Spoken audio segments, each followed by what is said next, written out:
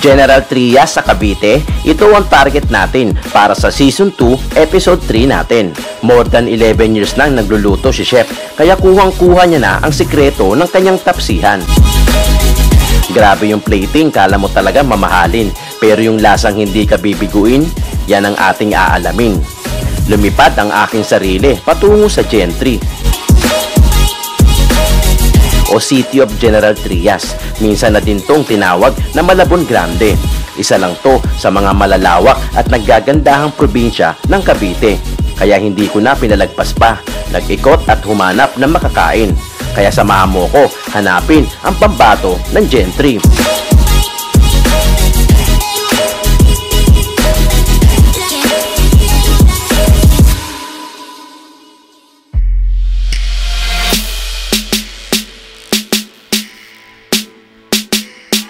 Hi mga pamangkin, nandito tayo sa F. Manalo, hindi sa San Juan ha. F. Manalo, Pag-asa Street, dito sa General Trias para sa ating Episode 3 Calabarzon Vlog, para tikman at ipakita sa inyo at matulungan na rin yung mga ganitong klase ng tindahan. Itong si Utoy Tapsi o Tapsilogan, tapos may mga lutong bahay din. Tapos kasama na rin natin, syempre, si Del, tama na yan. Tayo no, Del. Shoutout mo na yung Batang Dagupan natin. Shoutout, Batang Pandagu. Barangay 49. Ano bang zone yun? Zone C. Zone, ha? Zona C. Zona C. Yeah. Barangay 49 sa Dagupan. Kababata ko kasi to. Kaya nakikita kami na ito sa Isitan. Sa bandang 5th floor. Kaya mga kabataan, syempre kilala ako na ito. Yes. Jumerbax na rin to sa ilog. Kami yung mga batang ilog ng Batang Pandagu eh, no? O shoutout mo yung BNK. Yes, Bolox, BNK. BNK, saka yung Yabmat. Shoutout sa inyo. Batang Pandagu, dyan ako lumaki.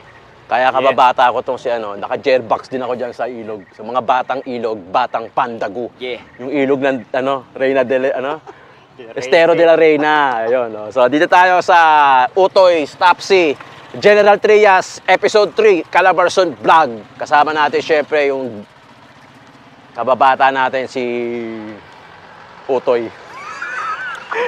Si Del. Mga batang Isitan. Let's go mga pamangkin!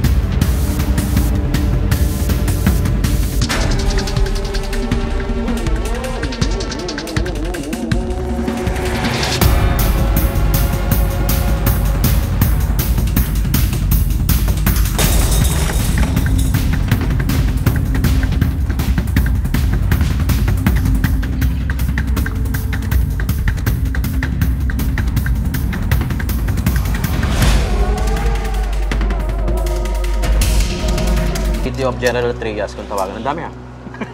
Sabay-sabay. Akala ko. Tara, sama ka. Serving spoon. Okay. Ito. Baka man na. So, ito yung Pansit Canton. 160. 160. Good for sharing na rin to eh, no? Yung ganito karami, no? Tapos, itong crispy bagnet na bawas-bawas na. 160 rin. Ay, 170. 170. Yes. Oh. Tapos, itong binagongang rice ang 180. Ito naman kung gaano kadami. Oh. Mamaya, iyan natin yan. Tapos, syempre, lugaw. 40 pesos. Crispy lugaw. With bagnet. With bagnet pala. Tapos yung lomi, yun know, kung gaano karami. Good for sharing din to. 160. Tinandaan pa natin, eh, no? Oo. Tapos ito yung dalawa yung 190. 190. 160 and 190. Ah, ito, 190. 190. Oh, yung, ano pa tawag dito? Sisig. Sisig Ito yan, yung bro. kanina. Tapos ito, sulit. Magkano to? 160. O, tingnan mo naman. Grabe, may tapsilak ang tawag dito. Tapsilak. May tapa, may chicharong bulaklak, may itlog. Tapos, merong fried rice. Tapos, ito daw yung pinakamahal sa lahat. Yes. Homemade ba to? Hindi naman. Hindi. Homemade din. Yung kalamansi. Pinita sa sarili. Sa bakura. Syempre, kasama natin si Delt. Yo. Ano bang gusto mo unahin? Kahit ano. Sa'yo na to. Kumuha ka na lang kung ano yung gusto mo. Pero, Alright. etong binagoong rice, gusto ko lang, ano. So, yung binagoong rice, may kalamansi. Igaganon talaga. Okay. So, ganun muna natin yung kalamansi. So, nakikita ko dito sa binagoong rice, ano to? Tapa. Sweet pork. Sweet pork, tapos may egg. Tapos may kamatis, sibuyas na puti, tapos bawang, tapos ito yung pinaka-rice, bagoong. So, kailangan paghahaluin, no? 180. 180. Grabe, no? Tingnan mo nga naman. 180. 80, Solid, eh, oh. tingnan mo, solid dyan, no? Ang ganda ng pagkakahiwa sa itlog. Presentation. Chef na chef. Chef na chef. Chef Dati ako Mark yan. nag-aaral, eh. Dati ako nag-aaral sa ano? Saan? Isitan. Ang ganda ng pagkakatikman. Tikman natin. Sweet pork to, no? Sweet pork with bagoong. Dapat daw inahalo. Nilagay natin yung kalamansi. Kaso, gusto kong ano eh. Gusto kong tikman ng ganito lang eh. Sigurado manamis-namis. Ano to? Mga sim-sim. Sweet pork, bagoong rice. Oh, easy. Dapat ata pinaghahalo. Kasi yung side na yon matamis. Pero, sinabi ko lang sa inyo, matamis yung sa side na yon. So, pinatakan kasi natin ng kalamansi, dapat haluin talaga. So, that wala naman akong sakit. No problem. Ito best pagka nakahalo, no, feeling ko. Kasi pagka, matamis yung sweet pork. Kaya nga sweet eh. Sweet. So, dapat haluin mo siya. Kasi alam ko, magbe-blend yun eh. Magbe-blend yung tamis, yung alat ng bagoong, saka yung mga ibang ingredients tulad ng Sinama-sama sibuyas at saka yung kamatis. Ang dami nito Oh, good for sharing. Good for sharing talaga. Tama. Kasi marami talaga eh. Right? Right? Bigyan mo nga ako onte. Haluin natin, sharean ko natin ang ating special guest came from Dasma na batang Isitan din. So, tikman natin yung halo na. Okay. Ito, magkahalo na yung sweet pork, bagoong, itlog, kamatis, sibuyas, mata, ilong, bibig, ita, bitibok, braso, dibdib, katawan, magkasama na. Tikman natin. Yay! Maganda na kape kayo. Relax. Parang nakuha ko. Sinig mo nga nito. Ay, sinong recipe? Very own. Maalat-alat na manamis-namis. Okay yun Very good. Nagtalo yun with kamatis. Sarap. Para siyang ensalada na may kanin na binagongang rice. No? Na manamis-namis. Tamis. Matamis. Napaka-tender ng pork. Okay yun? Solid yun. Wala akong masabi doon. Tapos mga sim-sim dahil doon sa kalamansi. Ano ba to? Okay. Very good. Hindi ko maawat.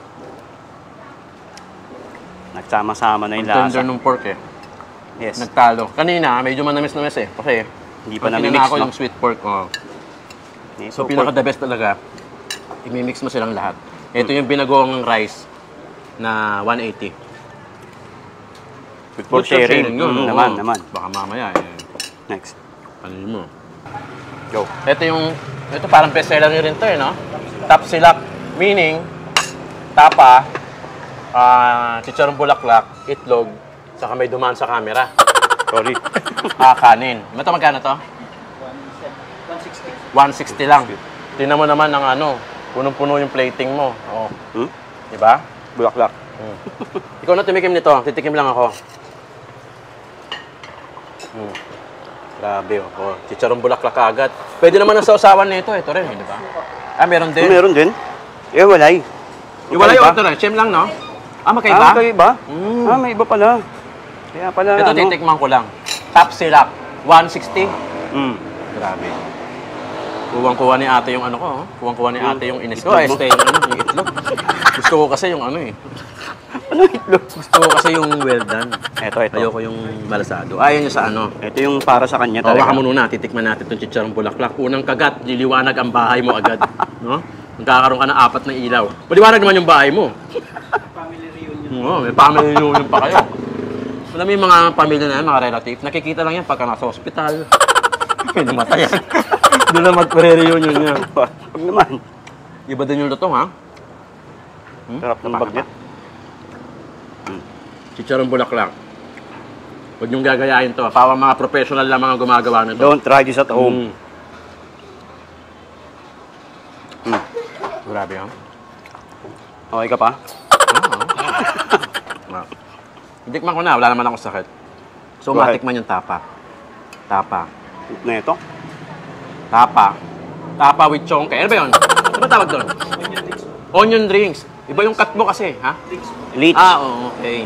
Onion leech. Yung pala yun. May leech, pag binaligtad, chill, ganun. Hindi, no? Gawa mo yung tapa? Ah, Hindi pa to sikat. Teka lang, ha? Hindi. Iba yung ano eh. meron ba? May iba? Hindi. Gusto ko lang i-explain kasi marami akong top silog na natikman. May iba kasi dry. Depende, na. Depende sa gawa o depende sa pagtitipid. May iba dry. May iba hindi tapa eh. Tama. Parang prito na lang eh. Ito ah. Tapa talaga din. Tapa. Isasahog mo sa kanin na maalat-alat dahil sa garlic na may asin. Panalo. Onion leech, no? Panalo to. Tapang-tapa. Sobrang tender din ng laman. Solid, oh. Yun, no? Wow. Pero May suka pa. Ito, ito rin siya. Yun din yun. ito, alam ng mga ano to. Tama Alam kasi ng naman. mga nanonood sa akin to, ng mga pamangking ko, na ito talagang basta mga noodles, favorite ko. Mga palomi man yan, laksa, ramen, o mami klasiko, Tapa, sotanghon, tapa. bihon, kanton. Magkakamag-anak yan eh. Alam mo kung ba't naging paborito ko yan? Kasi ito yung pang-neutral. Pagka kumakain ka ng mga lamang loob, tulad ng mga pare, syempre madadali yung buhay mo niyan pag sumobra ka. Ito, pampahaba ng buhay ngayon. So, pang-kontra siya ngayon yan.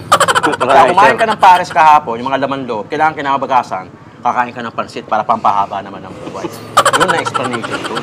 Kaya ginawa niyang pansit, pampahaba ng buhay. Di ba? Pwede magtanong. Kaya na yun. Ba't hindi nire-reseta ng doktor yun? Ayun na nga. Wala silang komisyon. Yan naman trabaho ng mga medtech. Yan ang real talk. Sarap na ito. Matamis na ano. Kuwang-kuwang mo yung inis ko, ha? Ito na. Iba talaga paglasa sa ano, pagluto sa palayok, no? Nga pala, palayok nga pala to. Oo. Ito kasi napag-aralan ko. Iba talaga pagka sa palayok niluto. Kasi walang ano yan eh. Walang ceramic yan, walang chemical yan ng mga non-sticky.